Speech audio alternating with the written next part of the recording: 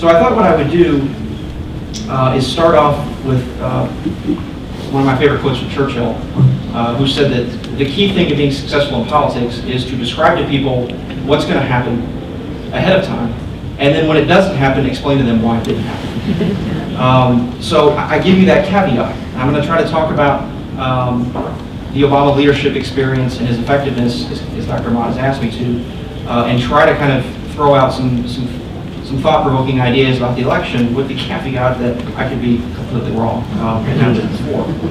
So let's run through a couple of questions. First of all, and I've done this with your kids in my program, so forgive me if several of them are here and they've heard some of this. What has Obama gotten right? What does he have going for him in terms of his leadership style and his effectiveness going into the 2012 campaign? I think he has a number of things going for him. First of all is his demeanor.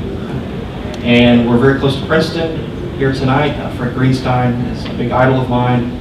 He developed a series of components that he judges presidents by, the most important of which is emotional intelligence. That is a president in command of himself. It's hard to lead a country when you're not in command of yourself. It sounds very simple. It sounds like common sense. Think about the last 100 years of presidents, and you'll be surprised how few of them have had emotional intelligence. I believe Barack Obama does. In a very high order, I believe that he has great command of himself. He has command of his emotions. He's not easily rattled. He's mentally tough, as sports coaches like to say. And I think that counts for a lot, and I think that counts for a lot of his leadership success in the last 3 years. He's been able to weather the storm because of his emotional intelligence, and I think that bodes very well for him going into the election. Second, and again, this sounds very simple, but as somebody who's worked on a number of campaigns, it's something I always look for. He's likable. Barack Obama is a likable guy. And if you look again at the last several presidential cycles, we tend to elect people that we like. And there's a reason for this, because with the explosion of the media and the fact that we not only have 500 cable channels, but we now have Twitter and Facebook and the internet and everything else, we spend a lot of time with presidents. They're in our house all the time. They're in our lives every day. We want to be around somebody that we like. I think Barack Obama is a very likable guy. You see that when he goes on ESPN and he fills out his bracket. He seems like a regular guy, and that, I think, again, bodes very well for him. They seem trivial to you. Again, as somebody who's worked on a lot of campaigns, it is not. I've worked for a lot of candidates who have the other problem, and it's a much bigger problem.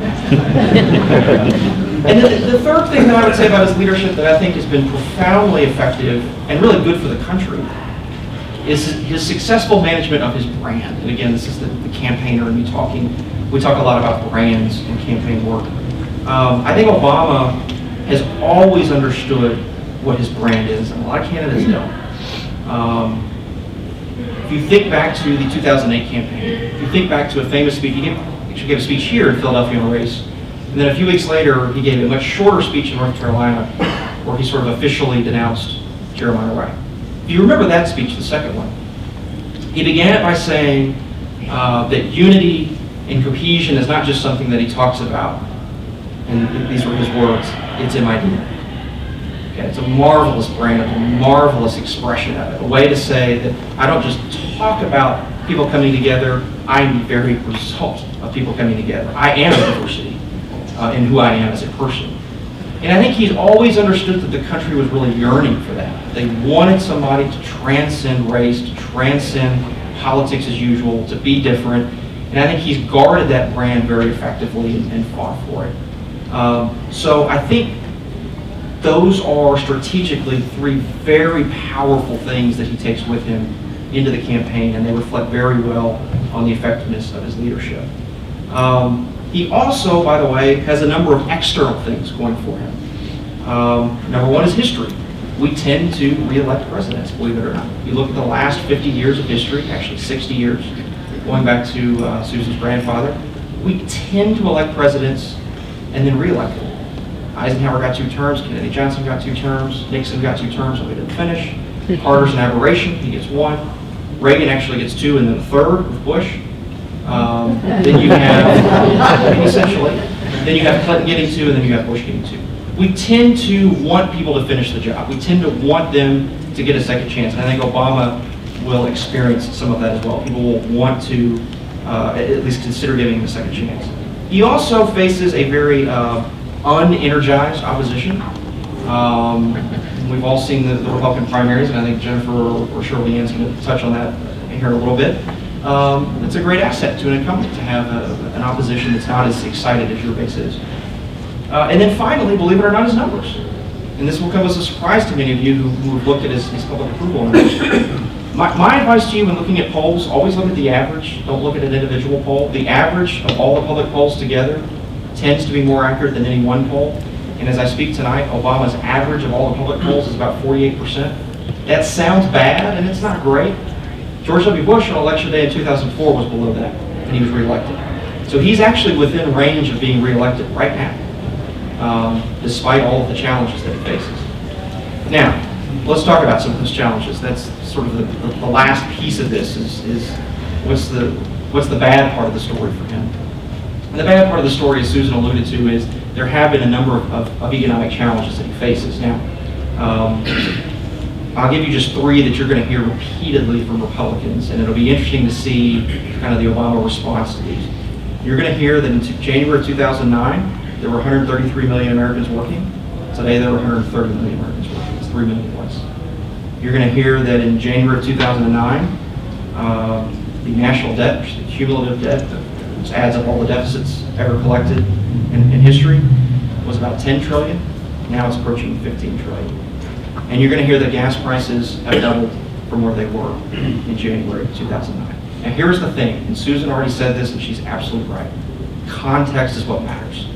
And each one of these, you can easily make an argument for how this happened. It was an inherited issue, there are extenuating circumstances, and the Obama campaign will try to do that.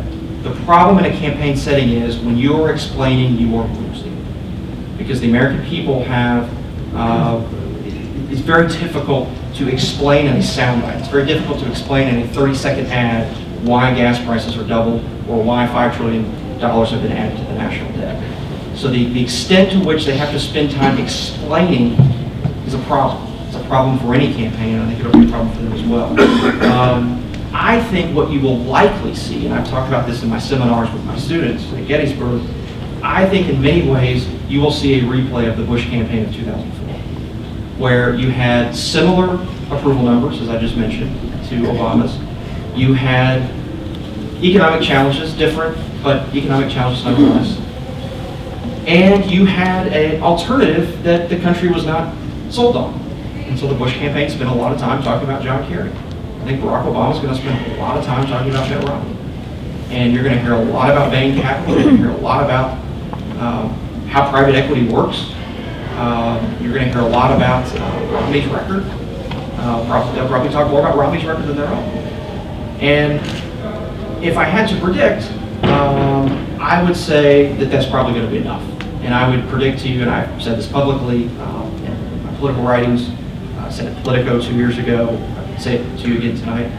I think it'll be a very close election. I think Obama probably wins. But it'll be a very entertaining election, a very competitive election, and one that will be fascinating for all of us to watch. And I think in the end, he pulls it out. Although, with the Churchill caveat that I reserve the right to. Thank you all very much.